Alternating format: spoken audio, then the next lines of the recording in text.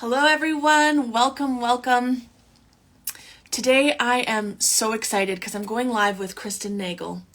Kristen was a nurse. She was terminated for speaking up about what's going on in the world right now. She is also a co-founder of the Canadian Frontline Nurses and just an overall really amazing person. She's marched with James Top. Let me see, I'm just going to invite her in here. She's marched with James Top. She's been on the front lines in Ottawa, and I'm so excited to chat with her today. Hi, Kristen. Hi. How are you? How's it going? I'm good. I'm good. Okay, give me 1 second. I just realized this is dirty. No, it's all good. Technically. There we go. Yeah, exactly. One day I'll buy like a proper like stand versus like this balancing act of books. There. I have used both. I just got a stand with like a light. I'll send you the link. It's actually really great. That's awesome. Well, thank you so much for having me here. Oh my gosh, thank you for joining me. I'm sure your life is very full because you do a lot and you're the co-founder of the Canadian Frontline Nurses, but I'm so grateful to chat today. And for those who are joining, okay, let's just rewind a little bit. Did your main account get frozen? Like, what happened with that? Because you're on your main account, but I've also been communicating with you on your backup account. Why don't you just lay out for people what's been going on with that as well? Oh, my main account, yeah, it was hacked back in January, but that lasted 6 weeks. I got it back and then it froze for a bit, but it was very weird. Someone helped me. They're like, oh, this sounds like something that happened to me. I had posted something and I don't know, didn't like it, but what I had to do was come onto a laptop and accept some notification of something, a community violation that I had violated. So I came onto a laptop and did whatever it wanted me to do and it was fine, but very bizarre. Yeah. Okay, but it's all good. So I'm back on my main account, just super censored. Super sensitive. Okay, so we'll watch for trigger words. Let's go back. So what is kind of your story? How did you start to speak out about what's going on and start doing that on social media? But what guided you to that? Yeah, well, it started actually when my first son was born around 2015. And I all of a sudden felt the immense responsibility that it was my responsibility to decide what was going to enter his mouth, like his body, and it was going to set the foundation for his growth, his mood, his development, and everything. And I was like, oh, I think as a nurse, like I'm into health and food. I like healthy eating. Like I probably know all this stuff, but I'll just look into it just to make sure. And that was my doorway, my entry door into the corruption of the world. So it started with the corruption around food. And I was just blown away by the lies, just like the FDA, like it just all the things. And there's even the lies around like that your pediatricians tell you to start your baby on, like fortified rice cereal. Babies can't even digest grains until they're 16 months old. Why do we need fortifiers when you can actually get like iron and all these benefits from real food, like liver and bone marrow and, all these traditional elements. And, like, oh, let's transition your baby to whole milk. Whole milk is one of the most processed drinks out there. It is just absolutely terrible. Because your fat should always separate, the idea of this homogenized drink, like all these particles, they have to put it through high heat to break down the particles to make them all the same size. So it's, like all one homogenized, but your milk should never look like that. Anyway, so that was, I went to the Canadian School of Natural Nutrition, continued just learning all the medical corruption, which led me to, well, if I'm so concerned what's going on in their body and their mouth, like, well, what is actually being injected into them? Because you're not taught that in nursing school, like at all. It's like best, this was, the best medical invention in history. It saves children's lives, and here's the schedule, go at it. So I dove deep into that, and my research actually started differently. I went backwards, and I was like, well, I actually don't even know the diseases that they're getting this for. Like how, what really is diphtheria and how does one get it? And what happens if they do get it? What are their treatments? Like, what does that look like? So I started studying the diseases. And once I understood the disease, how you would get sick, And then the treatments for it or how to prevent it, it led me into, train theory versus germ theory, and then just, then not believing in contagion or viruses at all. Anyway, so I'm rambling. So don't mind my rants, my tangents. But that was kind of the start of everything, that my just exposing the medical corruption. I was like, oh my gosh, we've literally been lied about everything. And then my career in the neonatal intensive care unit, working with premature babies, I felt so betrayed. And then I was thinking of like my part in what I was doing to these babies, and not actually advocating for them, not giving parents proper informed consent. And I had to really come to terms with the harm that I had been a part of. And sorry, yeah, just cut me off. I had like no sleep last night, so no, it's all good. I want to dig in there though, because I think you're tapping on something that's so powerful. Can you describe to people, like in the best way you can, that intensity of that wave of realization, and how that emotion, because as we quote unquote wake up, this intense emotion to realize that you believed lies. Yeah. And not even just believe lies. Like for me, being in the nurse and working with the most vulnerable, like our microprems at 23 weeks, we're there to help them thrive. And then I was like, oh my gosh, like I'm actually contributing to possible harm in their future. So complete betrayal of my nursing education, what we had been taught. So that, just like almost like a knife in the back. It's like, oh my gosh, like what did I enter? What am I doing here? Like I wanted to come and help people and, add to their lives. And this is the complete opposite of what I'm doing. So it was a lot. There was like the hurt, the anger, the sadness, and then, I guess it would be kind of working through all the emotions of grieving, and then kind of the acceptance of like, okay, well, what am I going to do about it now? How can I now like change this? Because you do the best you can with what you know, and the more you do better every time. You just keep changing. And I was like, well, everyone needs to know about this. Like I started speaking out just about food alone with children, how food can affect behavior development, all these things, like why are we giving children like juice and all these like sugars and crap that are so not needed, just because they enjoy it, but it makes the person feel good for giving it to them, but it's like, but they don't need it. And then all of a sudden you're creating all these bad habits. So with that, I started talking about food. I started talking about products on the skin, our environment, and then I started speaking about immunization. So I started trying to educate parents and kind of blow the whistle. And I was like, well, I didn't know this stuff. And now that I do, I feel obligated to share it. And I found this part fascinating because as I started sharing all this information that I learned, you could see the hostility coming at me then. And this was years ago before even this. Whether it was like from parents, whether it was from my colleagues, it was hostile. Instead of being like, oh, wow, like, why would you change that direction? I was a very indoctrinated nurse. If people had met me, 7 years ago, I was on the flip side of everything I'm advocating for now. So in very short time, I've completely switched. Like I've said on some of my lives, like there was a time where I actually thought like home birth should be illegal. Now I think like going to the hospital should be like a no. So I started speaking out about this, and yeah, the hostility was crazy because I just think, you knew how much I believed in something before. All of a sudden, I'm sharing new information. And, I've changed. I, got my first son immunized up to 18 months. My second son, absolutely nothing.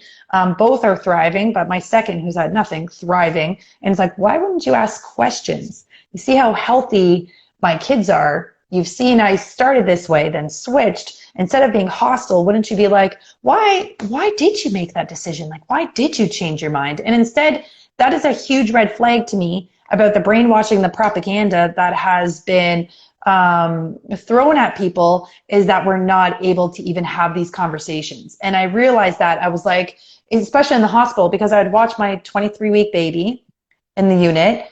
at 60 days of life. They're still not full term, but yet we're giving them their first immunizations when they're still here in the unit protected. It's like, a safe area, and watch them, growing, feeding, getting bigger and healthier, and then go back on intensive breathing support.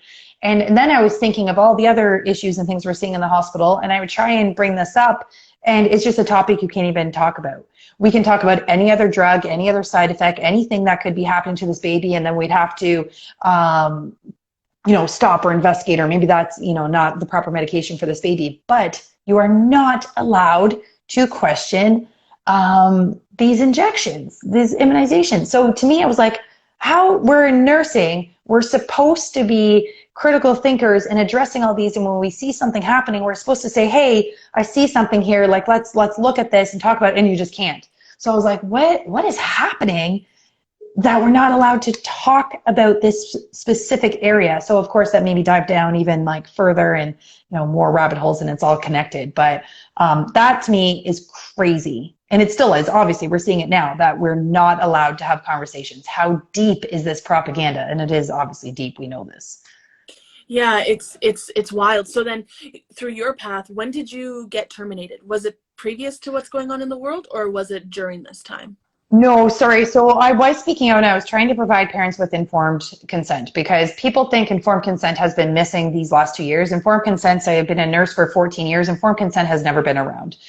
In my nursing career, we never provided parents with proper informed consent about immunizations and other drugs and treatments. It just, you weren't allowed. It never came up. It was like, you need this. This is all the benefits, and never taught side effects. So when I did start learning, I would try to find a way to share information. And I wasn't allowed to do it while I was at work. Like, I just wasn't. It wasn't a topic. I'd try to find a way to bring it into a conversation where it was like sharing my story. Like, my first son, I did this. My second son, I did this. Like, I tried to find a way like that, but I was not allowed to talk about it at work. So then I would just start sharing things on social media and posts and whatever. I remember sharing something about catnip. Catnip is in the mint family. It's an amazing herb for breaking fevers in children. It helps you diaphoresis, like you can have it in a tea, super benign. And when I learned about this, I was like, well, this is amazing. Like, people always want to know what to do with fevers. That's a whole other topic about like us over-treating fevers. But then I had a colleague just blast me. They're like, this is not safe. This cannot be safe for humans. Actually, I know it's not. And I was like, really? Because it's part of the mint family. Do you eat mint? Because it's delicious. Like, just because we market this for cats and it gets cats high, like, it is absolutely safe. It is a plant. So again, just more indoctrination. So I started sharing stuff like that and sharing about immunizations and people's stories. And I got flagged and reported to my College of Nurses then. So I came home after our first summer trip out west. I came home to this like whole package of disclosures, and I had to go through kind of the like reporting system. At this time, I was fearful of losing my license. I was fearful of that whole experience of going in investigation. So I did all the work they asked me to do. I took kind of the slap on the wrist when they asked me, you are confusing the public. I said, the public is already confused. They didn't like that. But I kind of basically said, you're right, I'm wrong. Like, in so many words, however I could say it without completely selling my soul. But that's basically what I had to do. But I remember walking out of there with my union rep and saying, if they ever come after my children, if they ever try to mandate anything on my kids, I was like, there's nothing that's going to stop me from further talking about this. I just didn't realize it was going to happen so soon. So that was like a year after, literally the next year after I had just kind of like finished this case. And then, then the big lie of 2020 came about. So I started, my journey again was quite just social media. Advocating publicly on social media, living my life normally, showing people I was living my life. I wasn't social distancing, bubbling. Like, what does that even mean? That was the stupidest term that came out. This whole idea of asymptomatic, like, that just floored me, because as a nurse, we know asymptomatic means benign and you ignore it and you move on with your day. It's like, for example, I have low blood pressure. but I'm asymptomatic to my low blood pressure. That is normal for me. Move about your day. And so the fact that like we were able to like make a new definition out of this word, and I was watching medical staff like go along with this, I was just, what is happening? So I was kind of saying stuff at work. I remember the break room, before the break room got crazy, where they actually separated the desks and social distance on our breaks and added in extra breaks so there'd be less of us in there, and we had to wear our mask while eating on and off, and just stupidness. I remember it was a full break room. CNN was on. I was like, this is just all bullshit. And crickets, obviously, right? So I started to kind of just keep to myself, hang out in the back whenever possible, and just, do my job. But I just really kind of just quieted down. And my colleagues knew from my social media posts that I was going to protests, not wearing my mask, and actually helping people to know their rights, how not to wear their mask outside in public, like encouraging others not to, because it's unhealthy and unnecessary, and to stand up and, civil disobedience and non-compliance. And they saw this. So they're like, but you wear a mask at work. And I was like, yeah, not outside. That was one battle that just, I couldn't fight. So yes, masks, all of it at work for sure, the full PPE. But they didn't like my outside of work behavior. So they started to write in reports about me and to get me out. So they kind of made up stories about, me not wearing proper PPE and whatever, because, if I sat down to do my charting, I'd put my goggles on my head, and apparently they were terrified that something was going to shoot out my eyes and get them sick. Like literally, I couldn't believe I read reports that they were like upset that I put the goggles on my head while I was like alone charting.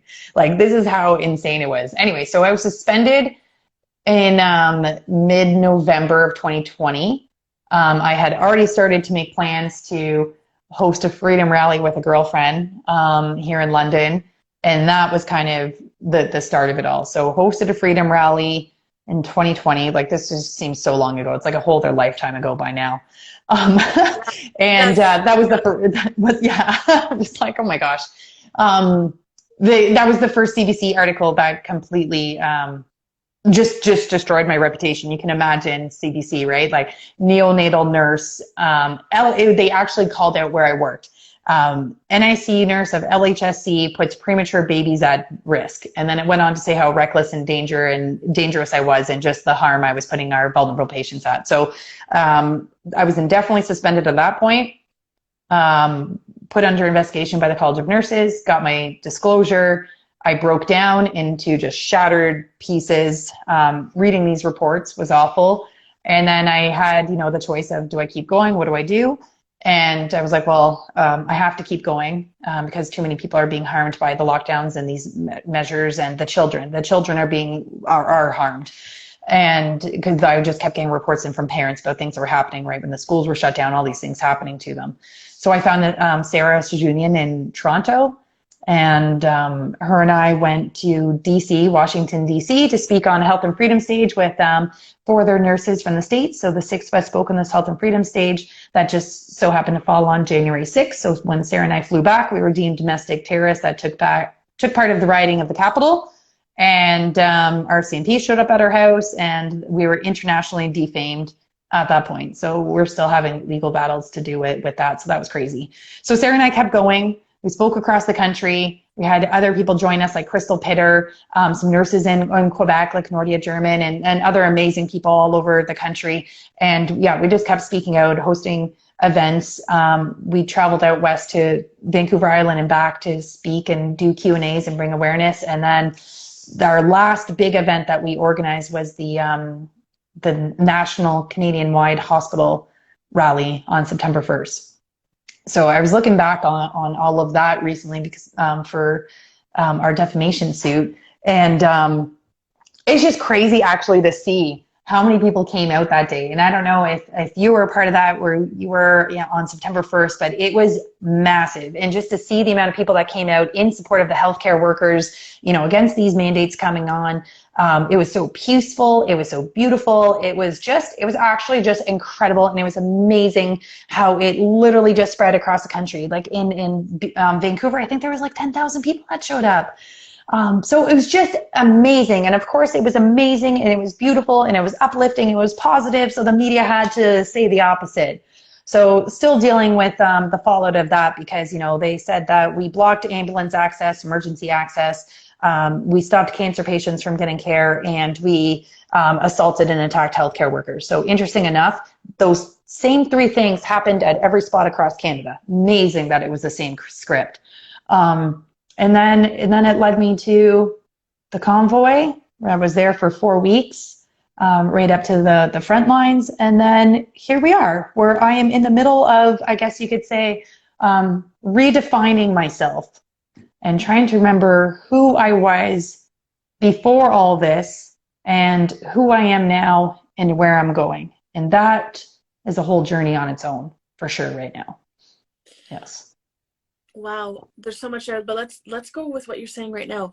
What are you experiencing? What emotions are you experiencing, and what is this redefining looking?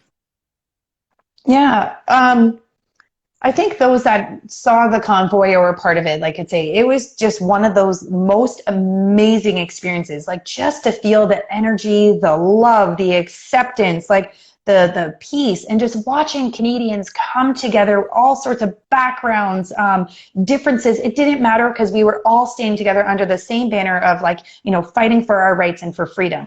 And it didn't matter any differences or things we disagreed on at that point, or, whatever past issues we had. We were here together for a purpose, and that love was just incredible. And then watching people, they kept throwing stuff at us, but it was like, nope, we have a solution for that. Nope, we'll do this instead. Nope, we'll pivot, we'll figure this out.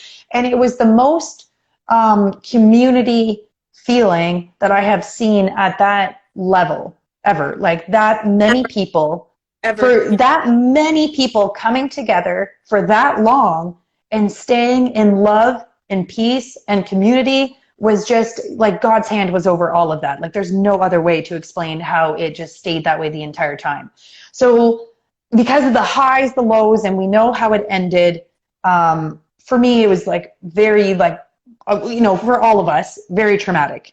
It was very traumatic. I was completely burnt out. And I didn't realize how badly till probably mid-March, and I crashed. I was just all of it, just done with all of it. And I needed a break. I can see it. I'm still having stress fallout, my hair's falling out in clumps, and I'm still kind of in that recovery phase of the adrenal fatigue and everything else of the last 2 years. Because we've been fight or flight for so long with everything we've been getting in our attacks, and we've just kept pushing through. And then it was after that, it was you need to rest.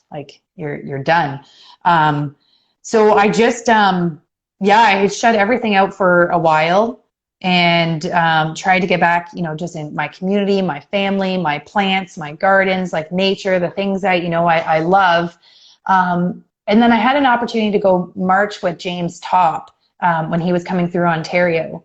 And there was something about the first day I went out there being and I was I just want to do one full day. I want to do one full day. If he can march across the country, I want to push my body and do one full day. And I made it before I had to stop, because then he started to run. The guy's a machine. He started to after lunch, started to run. And I was I couldn't keep up, and you need to be able to stay together with the group for safety. And by the time I got to the checkpoint, they had already left and started again. I think they skipped that checkpoint or something, and I was okay, I'm done. But I remember it was 37 kilometers I did before they started running. And there was something, it was, yeah, it was something, it was just, and then I broke down crying, and I didn't know. And then once I started crying, I couldn't stop. And at first it was because I felt so disappointed in myself that I couldn't keep up with them, and that I wasn't able to do the full day. And then experiencing, the pain I was in, my hips were screaming at me, my feet were just blistered and hamburgered, and then just, realizing the amount of physical pain I was in, thinking how long he's done it for, over 100 days across, the country, and what he must have been experiencing. But then the mental aspect of it, it was almost like the last 2 years of the emotional mental abuse was able to come through, manifest in the physical. And it was this physical release through this actual physical pain of pushing my body and pushing these limits and trying to push through these mental, psychological blocks that, yeah, it was just this major release of everything that I think I experienced. And just, yeah, like I said, the crying, once it started, couldn't stop. But luckily I was surrounded by amazing people that just supported, and it just, made me think of everyone else's sacrifices, everyone else, what they're doing, and just, all the things. It just once you start the floodgates, sometimes they just don't stop. But once I came back, I felt re-energized and motivated. But it's interesting because even though I was kind of done with my career, years before this happened, I wanted to try and exit nursing. I've been trying to find ways to do it because it just didn't align with my values and beliefs anymore. And it was killing my soul once I started waking up to everything. It was still all I knew for 14 years. You go to work, I knew my colleagues. I knew what I was supposed to do. I knew how to take care of the babies. You know your job. And it was, good money and all the things. It was secure. And then I was like, okay, well, if I'm not doing that anymore, like now what? And then trying to balance community, my family, and now it is a question of, well, who am I? I get to be anybody that I want to be now, which is like obviously myself, but it's like, who is that?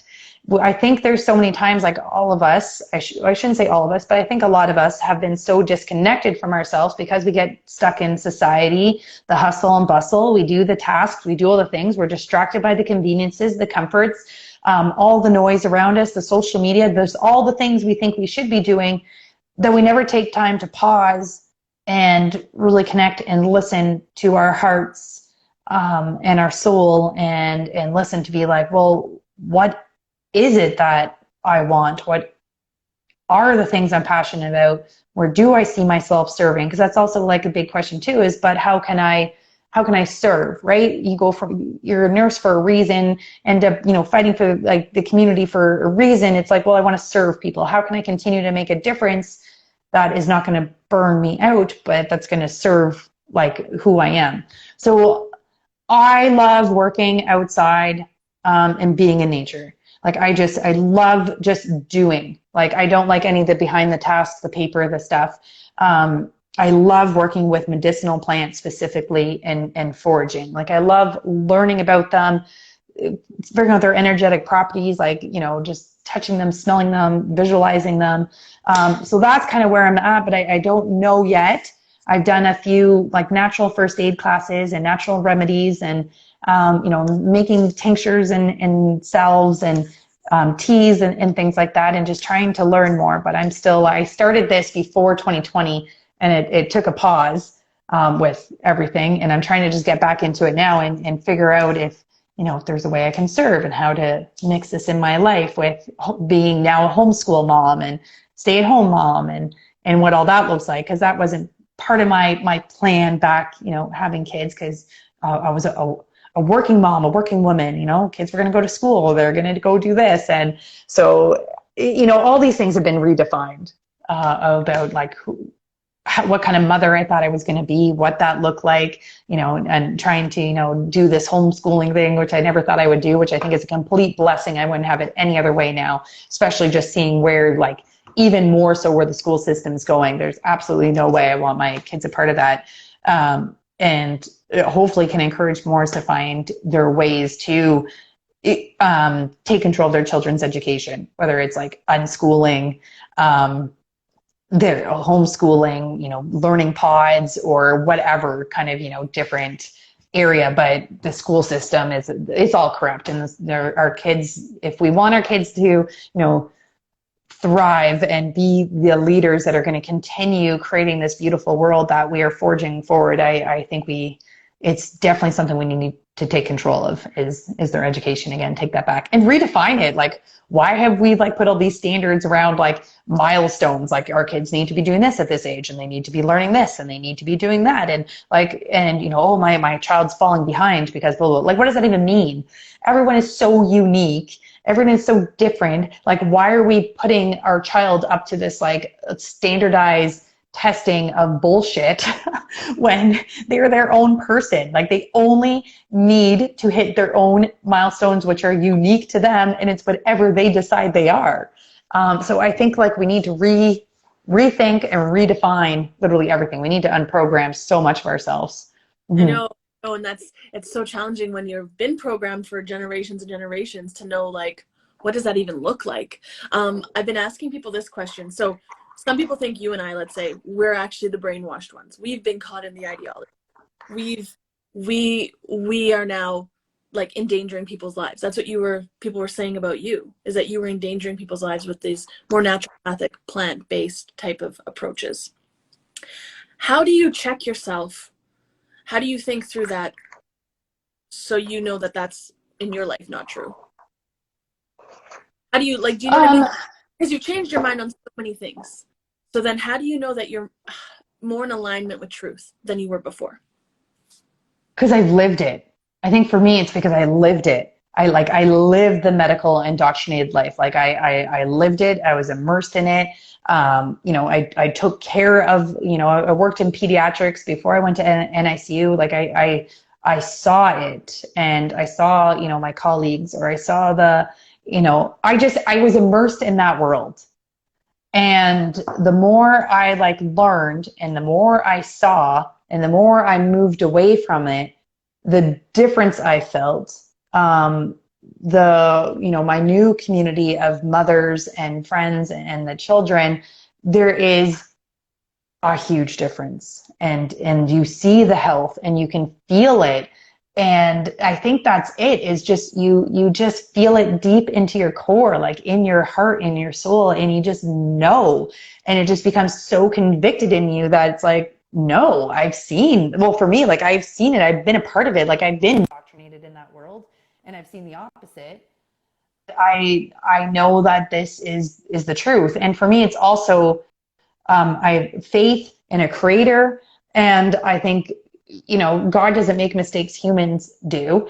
And why he has created us all divinely beautiful and perfect and by intent. There's no mistakes. And you see, all these, beautiful plants and everything were created for us. Like, our bodies are our temples, and they're not meant to be adulterated with these man-made poisons. Like, we were here for centuries prior to all this crap. Why all of a sudden do we need it now? So you just have faith, and you just know, and it's just becomes a part of you that you can't change. I'm sure that's probably something yourself. It's not really anything or can show. It's not tangible, I would say. It's a deep understanding in your body. Yeah, it's tangible in the love and the expansion.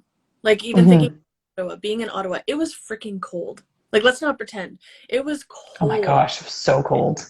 Miserably cold, and yet it was the most beautiful experience I've ever experienced, as you said, with the community, with the generosity, with the connection, with everything coming together. And so on the outside, you would say, that looks cold. You're outside, but that feeling inside was so palpable. So yeah, I know I do think there are tangible results in, as you said, health. I was thinking that as you said that, I was like, well, my kids are the perfect example of, never sick and healthy, compared to why is my kid always sick? Well, I could tell you many reasons why. But yeah, you're right. In the visible signs of health and the persons, you see there's a different glow, or just how they carry themselves and confidence. You're right. There's observational. There's observation, but it's interesting because people, how they define health is really interesting now as well. Yes. People define I'm healthy because I've gotten all my, but then yes. the evidence in their life doesn't reveal that. But then it's almost like they're too afraid to. So this is the question I have.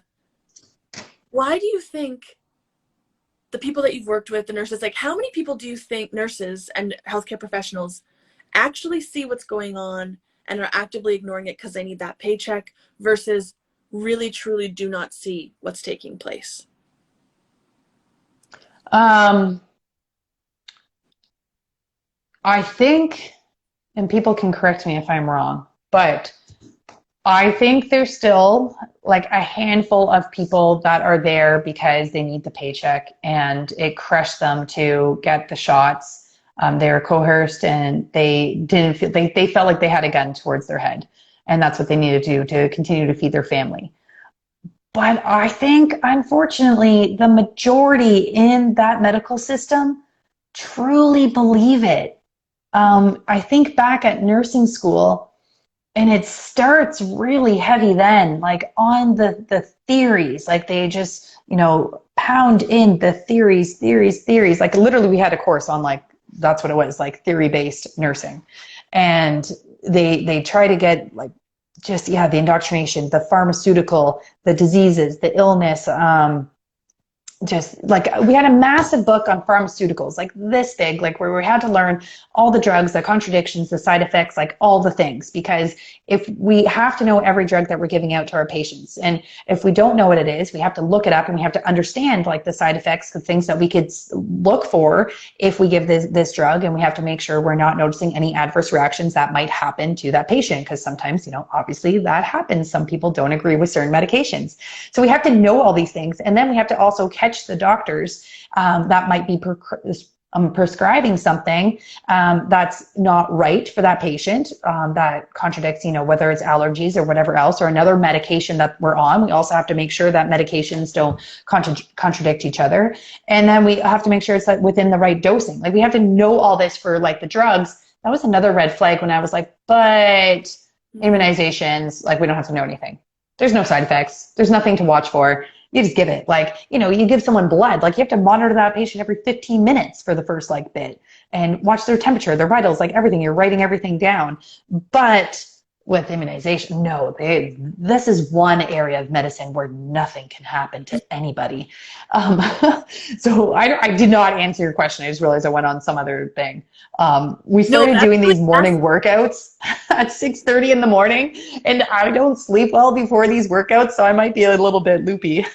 No, this is all amazing information. I'm just trying to get the most out of it. That's really interesting you said that, because I had a friend who's a nurse, and I remember years ago being like, okay, like I might need to get some immunizations to travel. And I was like, in my mind, I was like, I should probably watch how I get those. And she was like, just get them all. It's not a big deal. You can get them all in one go. And even then I was like, what? I could just inject all this stuff into my body and that's going to have no effect. And I didn't end up getting it. But like, well, good for you. Yeah, no. Because I was not smart enough at that time, and we did travel like East Asia and all these things, and I did fall in the trap of like, oh, we need all these like travel immunizations, and so silly, like absolutely not. But why are people more indoctrinated? I think was the question before I went off on a tangent.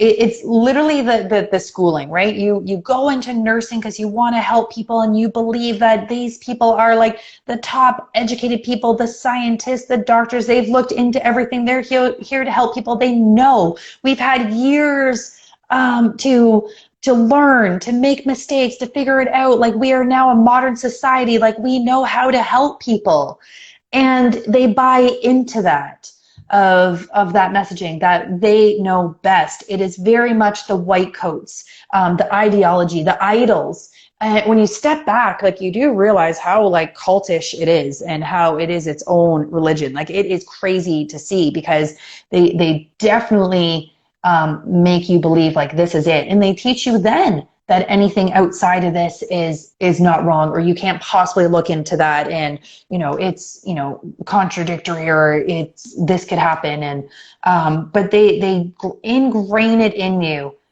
every chance they get throughout your school and in the practice. Like it is worship these idols they know. And someone had a question about tetanus shot. There's literally not one single immunization that is necessary, in my opinion. Not one. None. Mm-hmm. I think the reason why people get indoctrinated, I want to go back to this, is because they tie their identity so tightly to now. Yes. This, like, I'm a nurse, or and that's where they get their value from. So how did you unwind? Because it sounds like you were the perfect nurse, the high achiever, the A-type who was taking care of the most vulnerable. How did you untie your identity from that? Yeah, that is an excellent question, because you do talk in that terms, right? I think there's a lot of those things, like I'm a nurse, like I'm a teacher, I'm just like all these things, and it becomes like who you are, right? It's like saying, I have anxiety. It's like when you put a label on anything, it like becomes you instead of saying, I have symptoms of, my career is in this field. I think I started to separate my identity. And you know what, to tell you the truth, okay, here's the honest answer.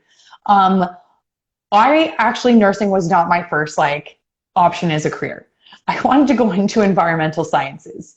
I was told that there was like no money and no jobs, and it was a very hard field to go into. It was suggested to go into nursing because it's good money. I enjoy helping people. I like helping people, and I can travel with it. And I was like, well, that all sounds great, actually. I want to do all those things. Perfect. Sign me up. And I did do a lot of traveling with nursing. I worked in like lots of different areas. So it was always kind of my job. Like I loved what I did. I loved my patients, and I loved the relationships I made. I loved being able to help, parents have their first memory or moment, especially with the premature babies. I loved the cuddles. Like I loved developing those relationships and educating as much as I could, and facilitating those memories and just caring for someone's child. Like it was beautiful. I loved that aspect of it. But I think for me, I was lucky in that regard because it was still my job. And it stopped when I went home. Like that is a job where you punch in, punch out, and I went home and it was over until I punched back in again for me.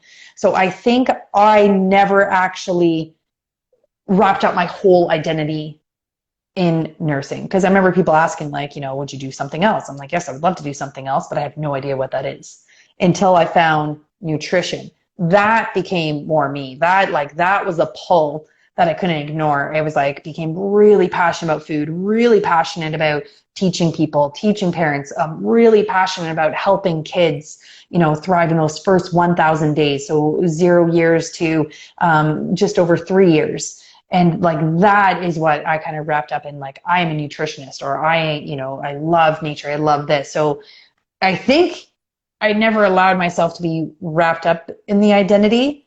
And I think when I found what I was supposed to do, it was like more of an easier transition to let go. If that makes sense. That makes perfect sense. And it's interesting because like, what a gift that you were in that world, because you have a perspective and you've changed your mind in a way that not everybody, you can't build 14 years just like that to have that perspective. So that's amazing.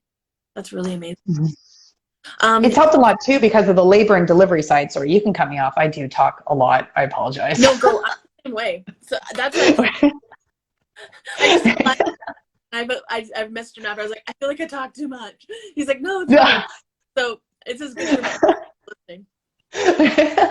And with that, like seeing what we're doing with the babies, I also, because working in the NICU, I would go to labors. Like I would be on the admissions team. So anytime there was kind of like a high risk delivery, we would be called, the admissions team would be called to go to that delivery. So we'd be in the room with like mom and the team, or would be in the OR room or the recess room, whatever it was. So it got to experience a lot of deliveries as well, births. And that's when, I was still very sleepy to what was going on. And because this is what caused me to be sleepy and have this idea of like home birth should be illegal, because I saw the worst of the worst, right? When you're in that environment, you see the worst of the worst, and you kind of make this general blanket statement on all births, and that all this can happen, and there's so much risk and there's so much danger.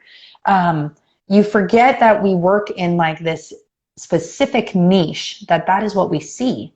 And we never see the beauty and the amazing, births, or the things that happen outside of our scary little world.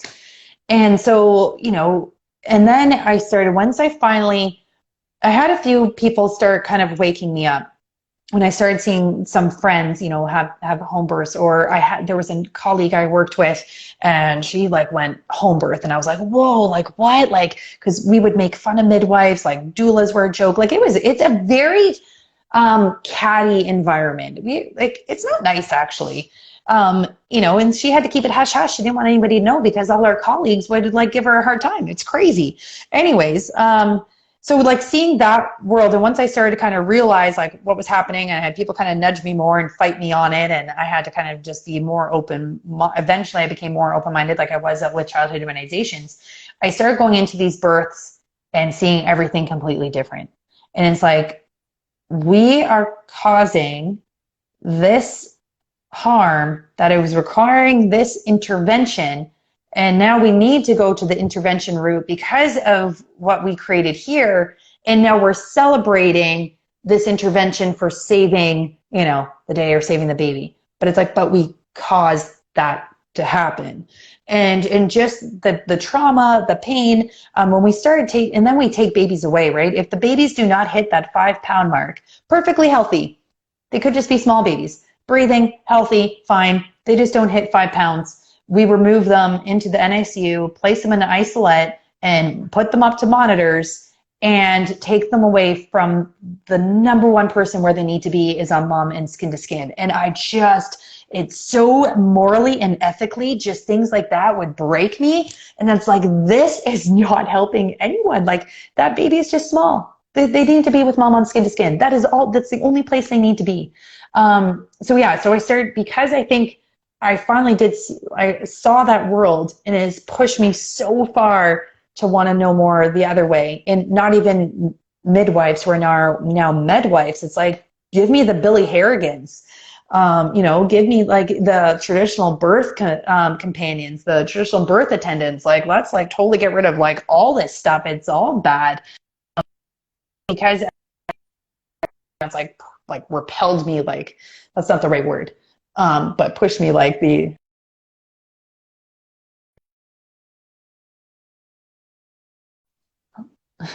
well, sorry, I thought the internet was just cutting in and out there. Oh, you got a call. Okay, I was like, is it my internet? No, I thought you did because you paused a bit. I'm like, I'm good.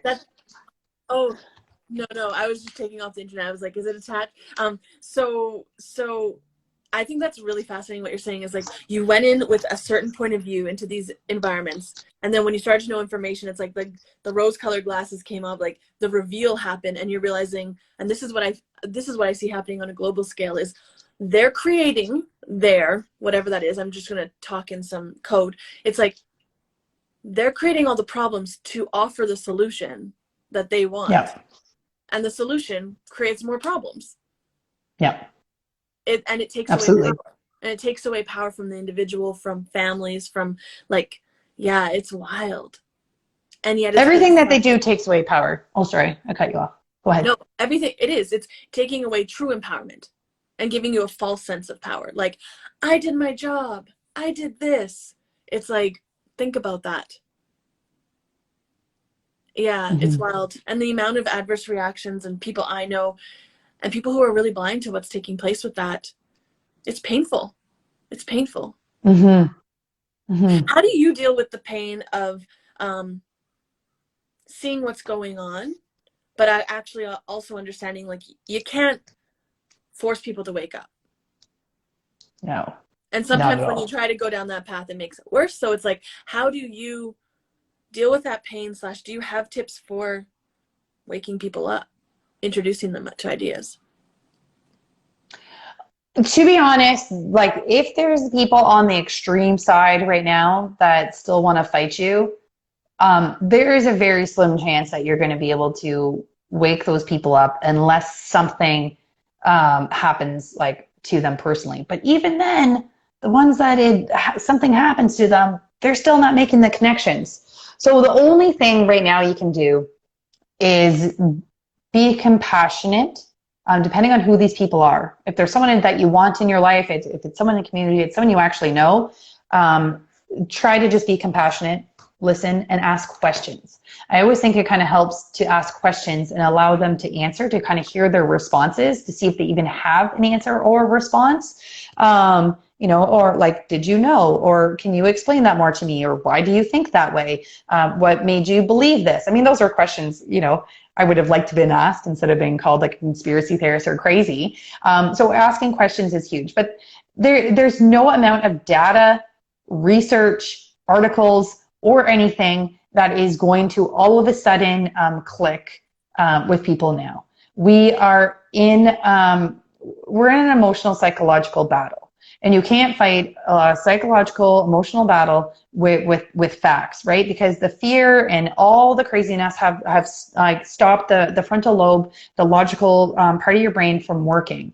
We're at a heart-to-heart issue. So the only way we're going to be able to connect with anybody or make any changes is to find a way that connects with their heart. How does their heart talk? What is a way to get into, their heart so they can feel it in their heart and start bringing it into their head? That's where we're at. It's heart to hearts. That's why I keep saying, Care Bear stare. Just literally visualize Care Bear stare. How can we get into people's hearts? That's how we're gonna, change people. And there's some that we just have to accept that we just won't, like, at all. And then you have to find that acceptance within yourself and know that that's okay as well. Mm-hmm. That's brilliant. The Care Bear stare. I watched that show so much when I was young. Yeah, I know, me too. When you were talking about how as a nurse, there was a time when you were like really demonizing and condescending towards like home birth or naturopath, like that kind of stuff. I keep coming back like to this theme of self-righteousness. And I see it happening on both sides. So I'm really glad you said that, because even on quote unquote our side, there is a self-righteousness of like, oh, these sheeple, these people. But there was a time that I believed in all that stuff. So how do people wake up to their own self-righteousness on whatever side they're on? That's another excellent question. I think it's just coming in tune to yourself and, just like asking yourself those questions. Like for me, I was the complete opposite of all this stuff. Like, I was always very like nature-based, outdoorsy. I never had any medicine in my cupboard. Like, I teased that I'm the worst nurse. I don't even carry Advil or Tylenol. So there was always that aspect of me. But I'm trying, you go through the phases, right? Because you just want to be angry because it's so obvious to the rest of us. It's like, how do you not see this? It's so clear. Just like, but remembering, I have to remember the triggers I had, that stance I took back then, when I thought I was right, and just wait and just be like, okay, there might be something I'm going to be wrong in again. They're always learning. We're always discovering new things. We're always evolving. And I think it comes to a point of just trying to accept where people are at, be open-minded, accept and, love where you're at, but know that could change again, because there could be, some new information that you dive into that is going to totally change, your current belief and values. So I think it just comes down to humility. And sometimes you have to learn that the hard way of being knocked off the pedestal that you put yourself on. Oh, that was so brilliant. Okay, what is happening with the Canadian Frontline Nurses? What has that organization done already, and what's coming up, if there is anything? Yeah, so I think I kind of talked about it in my big opening rant of, we were major advocates, activists, speaking out awareness, like speaking out to the lies, and just really trying to bring truth to what we were experiencing, and sharing our own personal experience and things like that. So, that was traveling to speak wherever we could, organizing different events, even in our hometowns, organizing community events to bring people together to make those really important connections. Sarah's organized a lot at Huff Gym in Brampton area with Teresa, so a lot of things there to help with mental health and connect people in the community.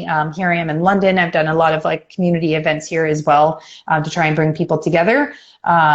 And yeah, then the hospital rally, that one was huge, to advocate for the healthcare workers that were going to lose their jobs over the mandates. But where we're at now, we realized you can only fight for so long. And I mean this in the sense of, and he experienced that even more in the convoy. It was like, that was just incredible. Like literally it brought Canadians together to make the stance. And I still see it all as a positive and all as a win. But the energy to fight against something is negative and takes a lot out of you. Plus we're fighting a corrupt system that is built on corruption. You look at the medical system, I mean, that was built by the Rockefellers on a complete lie of germ theory. Literally nothing about the medical system is true. Like their foundation is a lie. So we're fighting against these systems that are corrupt, that we don't want anything to be a part of anymore. And it just takes a lot out of us. So we were feeling this a lot. And it's like, well, if we don't want to be a part of that world, like, where are we going? Well, we need to create something. And that creating energy is so much more positive and energizing. And it still takes a lot of work, and it's exhausting and challenging and hard in its own ways. But it doesn't have that same kind of negative weight to it. So we're like, well, we have to create something new. And we didn't exactly know how we were going to do this. So how we started it was with a directory. So we have created a national directory across Canada where nurses become members on a private page, and then the public become members so they can connect to a nurse that specializes in the area of their need. And so we're calling it Connecting Communities with Care. Our idea is that eventually this directory can get so big that we can start doing more home care from birth to palliative and everything in between, and bring that back to the homes, get rid of the overhead, get rid of the middleman, and bring it back to how we did it, 100 so years ago in the homes with human touch. And we're also trying to get away from terms like patient, that's a victim word, trying to get away from things where, the individual goes to someone for help to cure, treat, or heal them, because the only person that can do those things is the individual themselves. Only we can heal, cure, and treat ourselves. So we're hoping that, our nurses are creating active participants in their health journey, and they're just there to guide and facilitate and help them and support them along their way. So that's what we're trying to do with more education, for nurses, for the public, and teaching nurses about all these things about thinking differently, just like we did, like more about nutrition, birthing, like Sarah's workshops around mental health, talking about germ theory and all these things, and just breaking down the lies that we've been taught. So that's where we're at. It's called, Connecting Communities with Care. It's our still old website, which is CanadianFrontlineNurses.ca. It's just totally been revamped, and we know it has a lot of potential.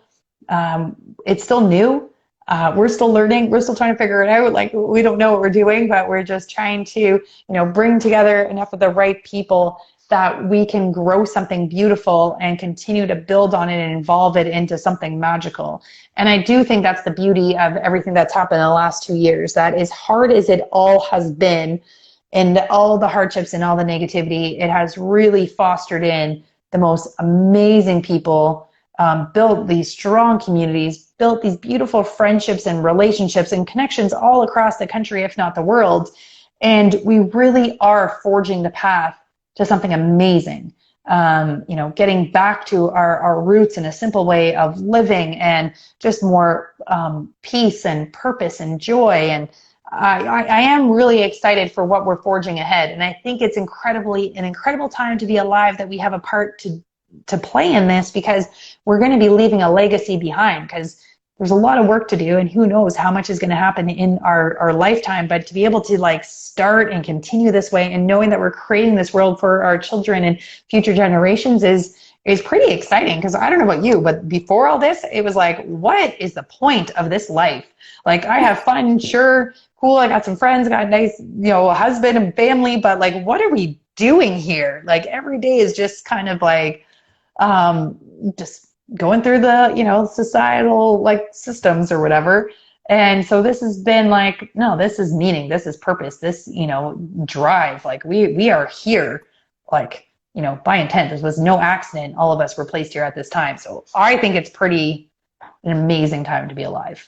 Mhm. I agree. And I think I want to echo what you're saying. It's like it's okay to fight sometimes. It's okay to shine a light on what's taking place. I think sometimes people get too afraid to even go there.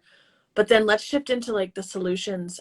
Let's be honest and see what's actually going on, and then spend our energy building something new and having faith that that will come to be, that there's opportunity there. That's so, so amazing. Mhm. Clarify. You're creating essentially a directory where people who want to connect with nurses that are more like-minded, that are trying to take whatever needs to be taken from the system, but also more naturopathic ways of being, and connecting Mhm. them. Yeah, a lot of our nurses, have like herbalism training, their homeopathy, Reiki, energy. There's a nurse in our group, Green Thumb Nursing. She works with cannabis.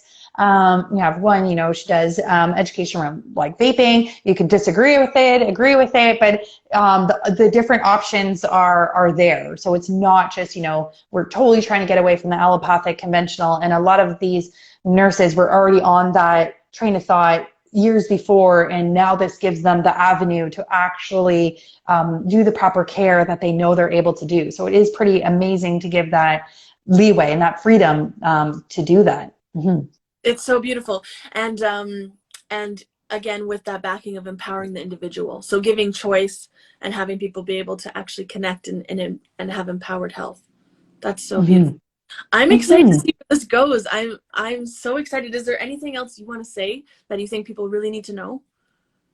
There was something that popped in my head along the train of thought you're saying with fighting.